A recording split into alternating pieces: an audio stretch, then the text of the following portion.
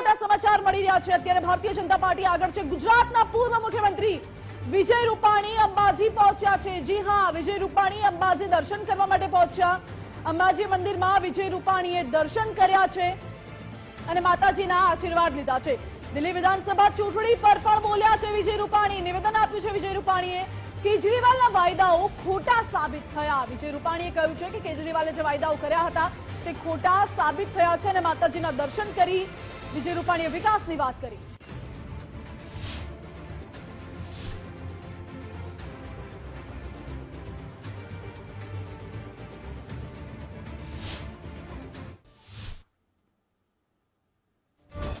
શરૂઆત પણ સારી થઈ છે, એટલે દિલ્હીમાં પણ ભારતીય જનતા પાર્ટીની સરકાર બનશે એ અત્યારે ટ્રેન્ડ દેખાઈ રહ્યો છે।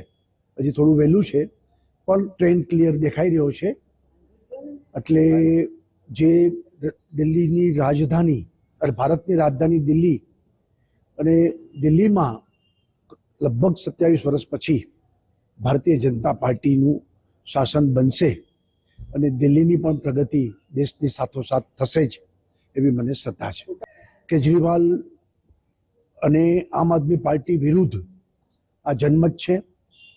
ખોટા વાયદા, રેવડીઓ અને માત્ર ને માત્ર જેને કહીએ કે લોકોને, ગરીબ માણસોને એક ઠગવાનું કામ, એમના મતો લઈ અને માત્ર ને માત્ર ભ્રષ્ટાચાર, દેશ હિત વિરુદ્ધ કામ કરવું, આ સિવાય કશું હતું નહીં। એનો જવાબ આ વખત દિલ્હીની જનતાએ આપ્યો છે એવું માનું છું।